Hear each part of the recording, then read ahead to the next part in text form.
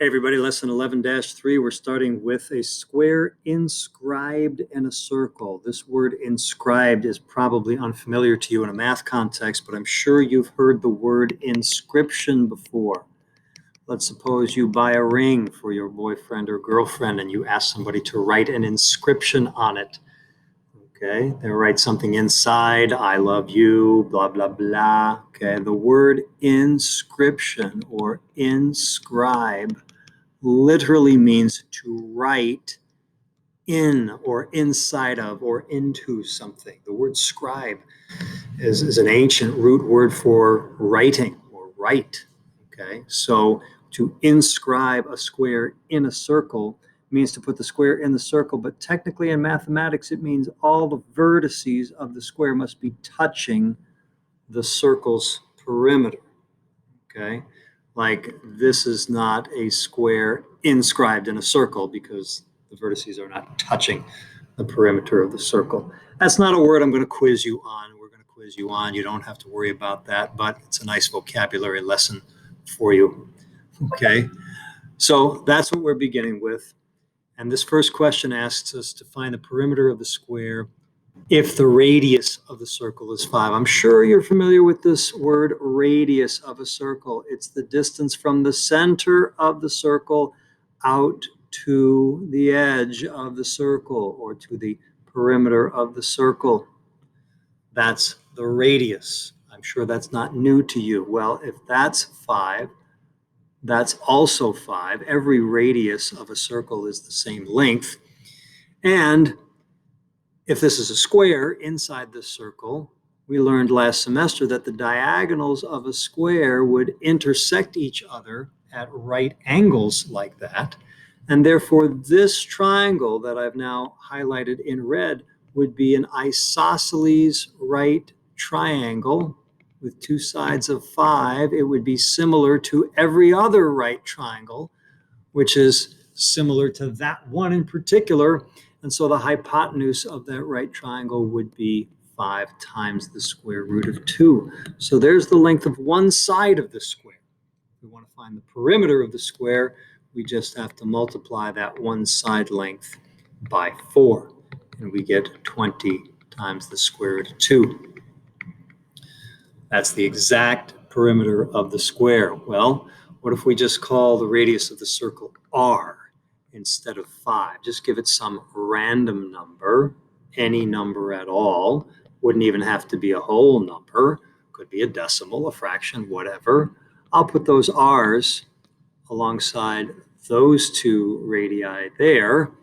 That would also be a right angle there. And that would also be a 45, 45, 90 right triangle down there, just like the red one above it. And so this hypotenuse length would be r times the square root of 2. So whatever the radius is, we're talking about any circle, any size, whatever the radius is, if you inscribe a square inside that circle, that square's perimeter is going to be 4 times the length of one side, or 4 radical 2 times the radius. Okay, whatever the size of the circle is, you put a square inside it, connect all the vertices of the square to the circle, and we know that the perimeter of that square will be related to the radius of the circle. Okay. Well, now let's talk about the fact that every 2 radii is equal to 1 diameter. Okay, the plural of the word radius, you might be familiar with this also. If not, you definitely need to be, is a radii. It's kind of a funny way to make a plural, but not so funny in the English language. There are other words ending in US whose plurals are formed that way. You can have one cactus, multiple cacti. Okay, what else ends with US that would, and whose plural would be in 2 eyes? I know that I know another word. I can't think of it off the top of my head.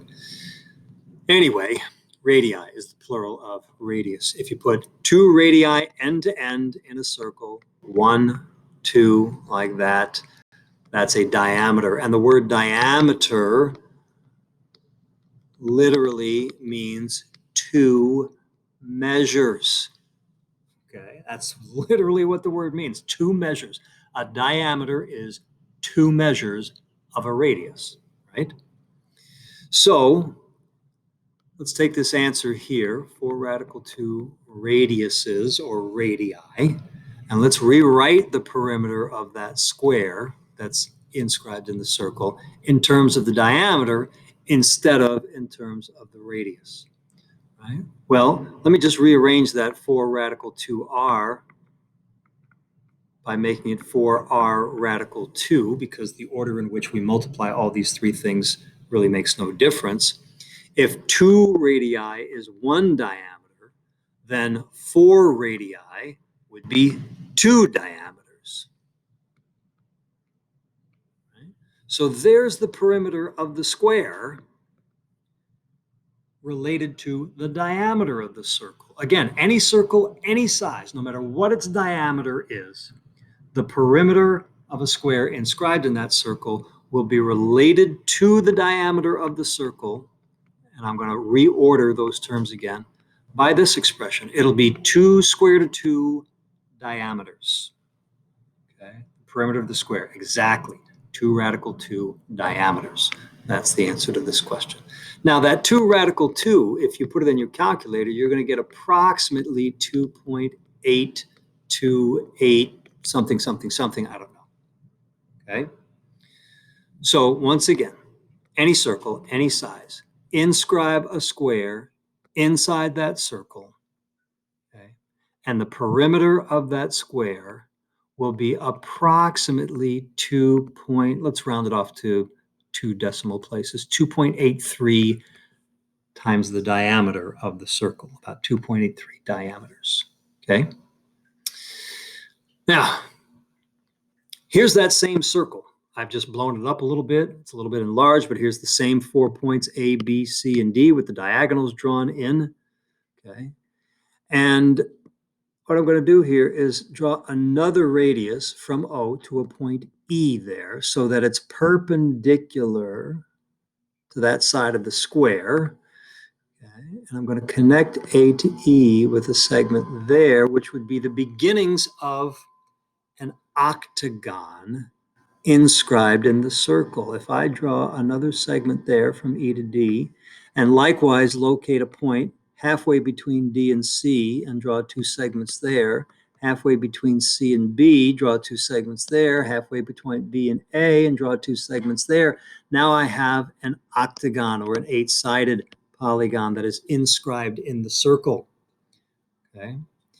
And we can find out what the perimeter of this octagon would be as compared to the diameter of the circle. We've already established on the previous screen that the perimeter of the 4-sided polygon, the square, which is right here, that would be approximately 2.83 diameters of the circle.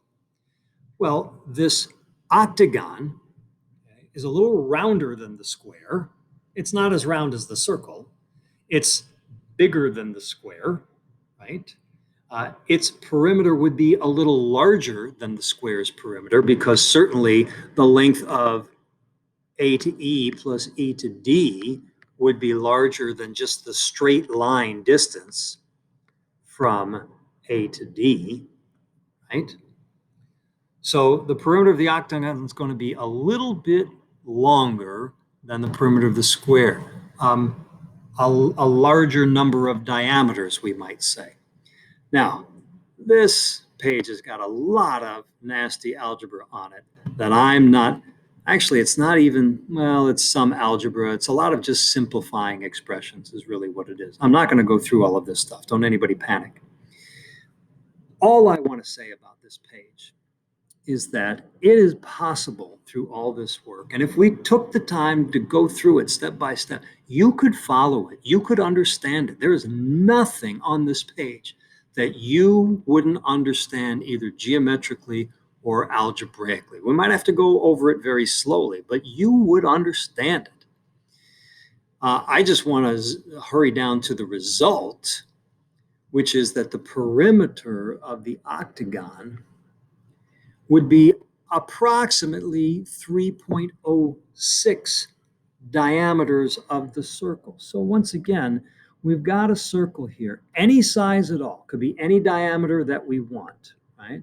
And if we put a square inside that circle, its perimeter is going to be approximately 2.83 diameters. If we put an octagon inside that circle, its perimeter is going to be about 3.06 diameters. And you can do this kind of increasingly complicated geometry and algebra work. What if we put a 16gon? We inscribed a 16gon inside that circle. The sides are so small now, and they're so close to the circle itself, we're having a hard time distinguishing that green 16-sided polygon from the actual circle. That 16-sided polygon should have a larger perimeter than the 8-sided polygon.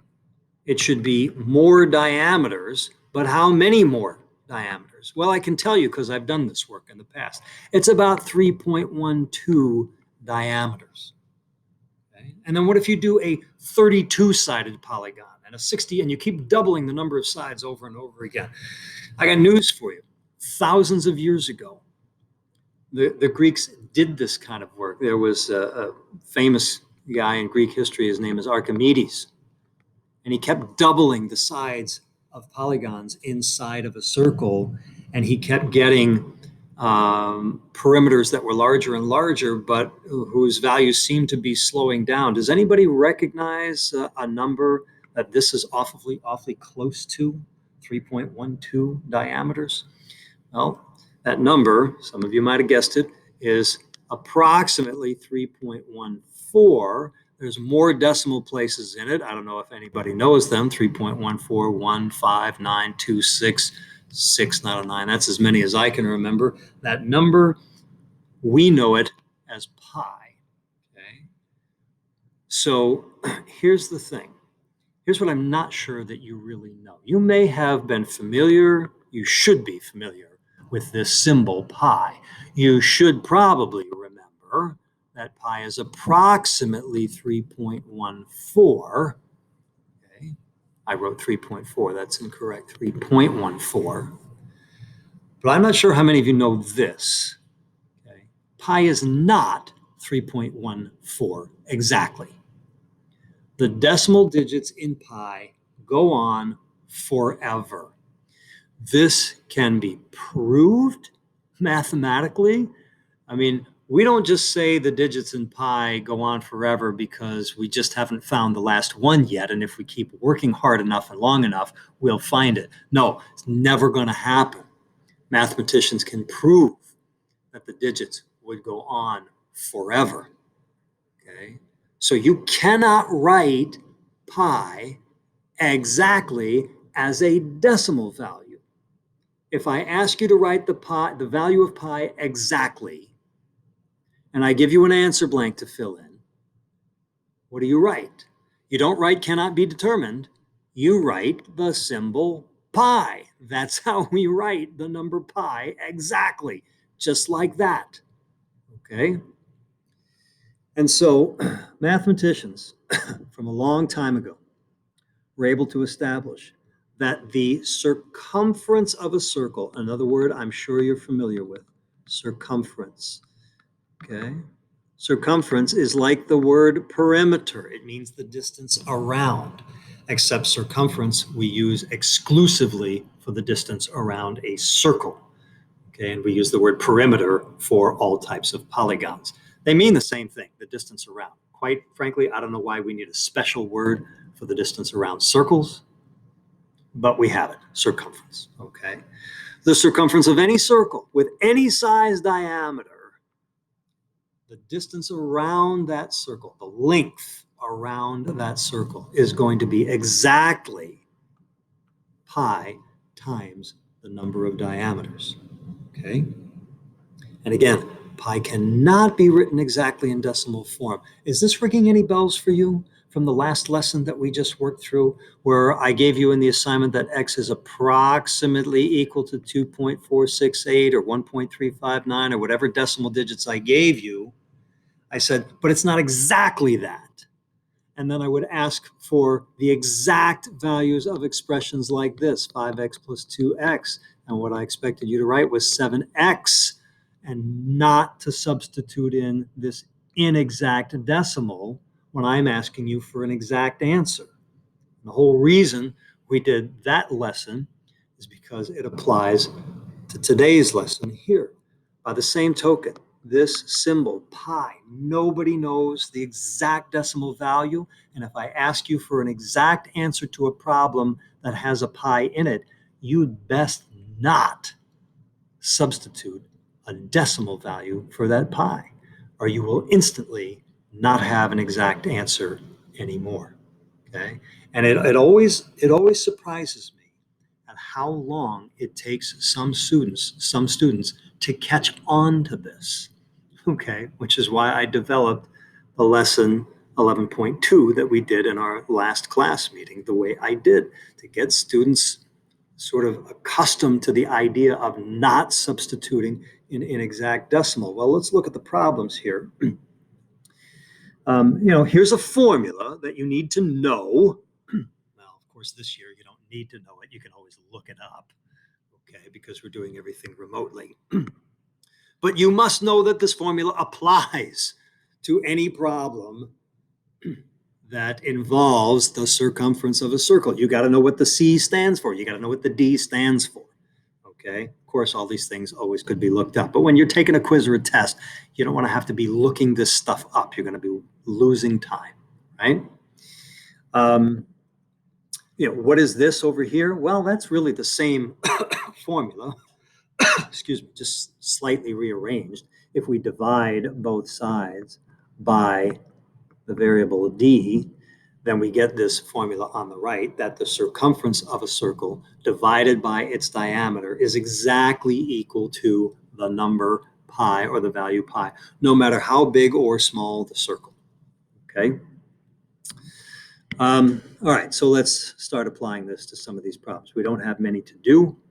Find the circumference of this circle exactly. Okay, well, anytime you've got a problem involving circumference, I strongly recommend that you begin by writing down the formula, not by plugging anything in. Don't be in a hurry to plug stuff in. Write down the basic formula without plugging anything in. Okay. Then go back to the problem and see what can be plugged in and write a new line of work. So we need, in order to find the circumference, we need to know the diameter. This diagram doesn't give us the diameter, but it does give us the radius. And if the radius is 5 inches, then that radius is also 5 inches. And so the diameter is 10 inches. So circumference would be pi times 10. And usually in mathematics, we write the whole number in front of the pi. So I would write that as 10 pi inches. By the way, that quote-looking symbol is the symbol we use in mathematics for inches. If you wrote the word inches, that would be fine. And if you write pi 10, that's not wrong. Okay, if you turned in a piece of paper to me with a pi 10 on it, I would look at the paper and then I'd look at you and I go, hey, pi 10? Come on. We don't write it that way. It's not wrong. I'm not going to mark it wrong or take credit off, but we don't write it that way. Okay, you put the whole numbers in front of the pi. 10 pi inches. That is the exact circumference of the circle. If I ask you to find the circumference to the nearest tenth, okay, now it's okay to reach for your calculator and do 10 times, and you can put in 3.14 if you want, and then you'll get 31.4 inches. Or on your calculator, you can do 10 times, and you've all got pi buttons on your calculator, okay? But when you hit the pi button on your calculator and then you hit enter, you know what your calculator does? It replaces the pi with an inexact decimal value. And it's going to give you 31.415926, blah, blah, blah. And you're going to probably write down 31.4. And that's fine for nearest 10th answers, but not for exact answers. Once again, if you determine that the circumference of a circle is 10 pi and I ask for an exact answer, don't you dare reach for your calculator and punch in 10 pi. As soon as you do that and hit enter, you lose the exact answer. And the calculator returns to you an inexact approximate answer. Okay? That is one of the most important parts of this lesson, because really the problems in this lesson are fairly simple and straightforward. Really nothing too complicated in here. Okay. Now, some of the problems you got to be careful about, but most of what you have to be careful about is exactness versus inexactness. Let's move on and do just the last few problems here. We'll be done very shortly. If the circumference of a circle is 60 pi centimeters, okay. I said anytime you see a problem with a circumference in it, I recommend writing down the formula without plugging anything in. Okay? Circumference is pi times the diameter. Now, what were we given? We were given 60 pi. What is that? It's the circumference. So where does it go? It goes in for C. Right? 60 pi equals pi times D. That's where the 60 pi goes. Find the diameter exactly. It means we're going to solve this equation for D. All that's required is we divide both sides by this symbol pi. That's like dividing both sides by an x. You can do it, and you can do it on paper a lot more easily than you can do it with your calculator. What a waste of time to punch 60 times pi into your calculator and then divide it by and hit the pi key again. Or worse yet, 60 times 3.14, put that in your calculator, and then divide by 3.14. I mean, if you do it right, it should all cancel out, but we can see that on paper so much more quickly and easily, right? And so the diameter turns out to be exactly 60 centimeters, okay? Probably no surprises there. Some of you may have come to that conclusion long before I just did, but here's where you got to be careful, okay? If you think the rest of this is easy and you don't have to watch the rest of this lesson, come back, right? The circumference of a circle is 75 centimeters. Find the diameter exactly, okay? After this lesson, after the homework, after 10 more days of practice, I will get students who will walk up to me in the middle of a quiz and they'll say, Mr. Nortillo, isn't that wrong? Didn't you mean 75 pi? And I'll say, no, I didn't. And I can tell they haven't really been paying attention. They haven't done the homework. They haven't learned what they needed to learn in this unit. Let me show you why they get confused. Once again, I said write down the formula without substituting anything in, right?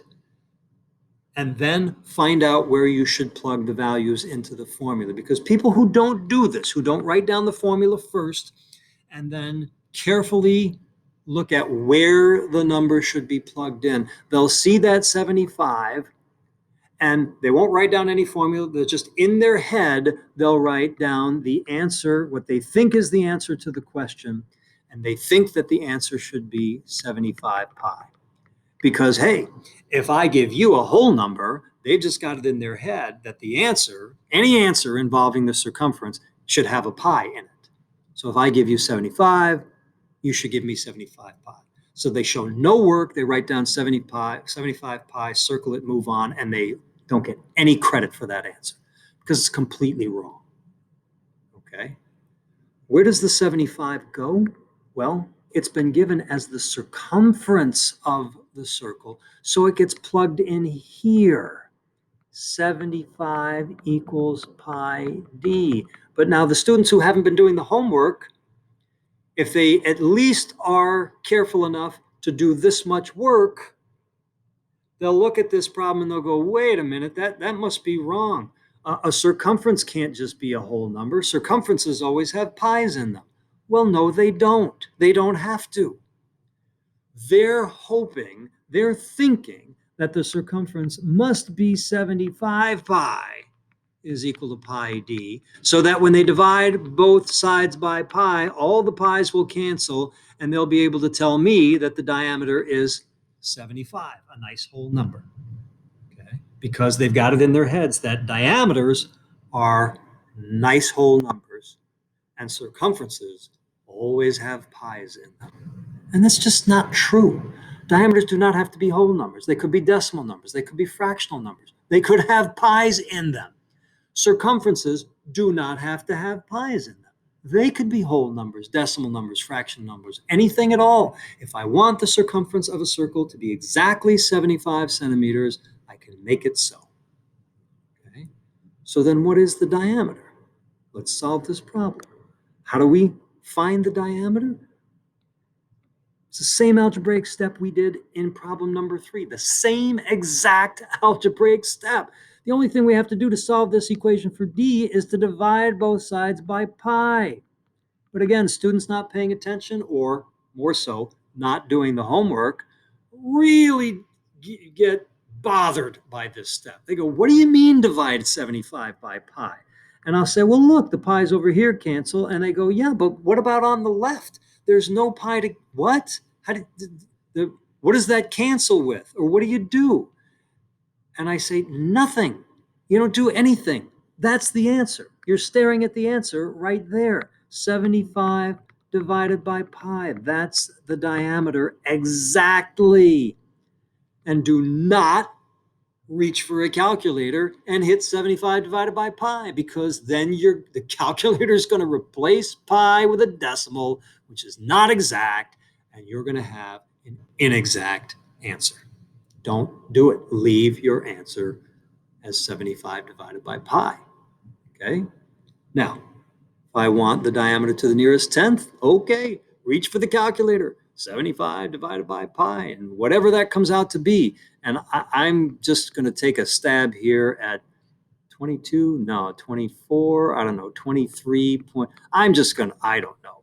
I'm really guesstimating here that it's approximately 23.8, whatever it comes out to be. Not terribly important to me. Okay. Last problem. P is the center of the circle here. Okay. And AC, segment AC, which is clearly running through the center of the circle. Therefore, it is a diameter. You understand that, right? That a diameter must go through the center of a circle. That segment right there, not a diameter of that circle, right? Diameters must go through the very center of the circle. Okay.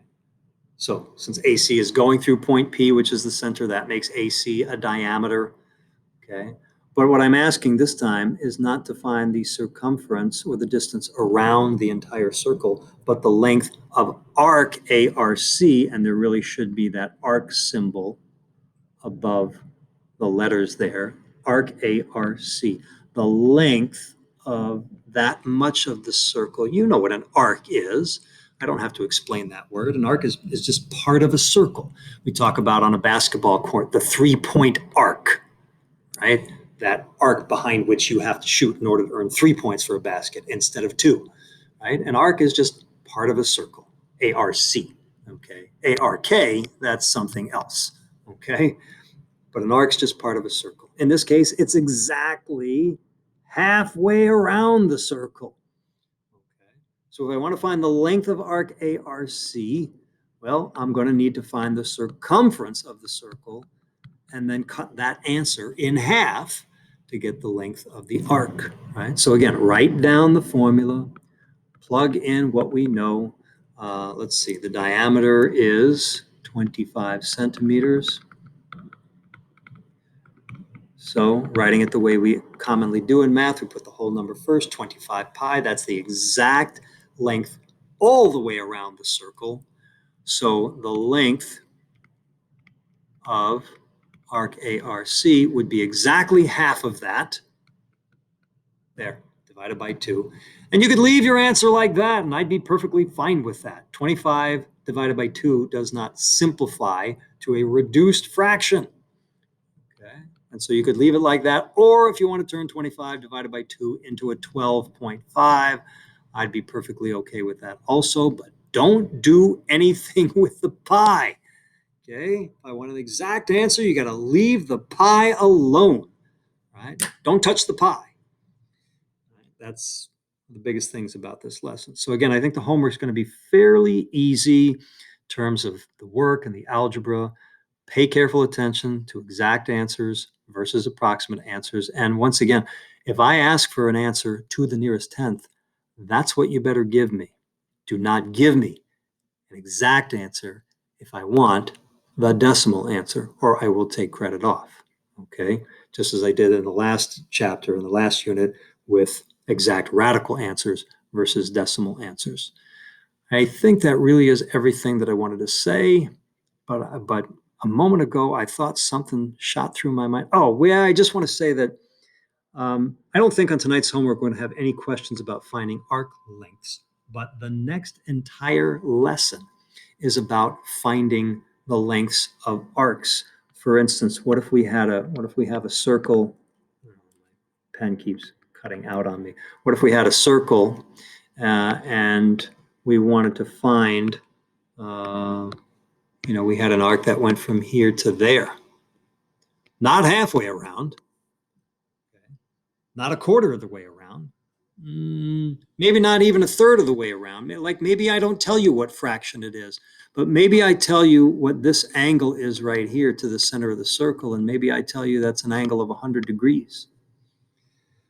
We're going to learn in the next lesson how knowing the radius of the circle, let's say 5 centimeters, and the angle there that extends itself to form an arc around the circle, how that's enough information to find out the length of that arc.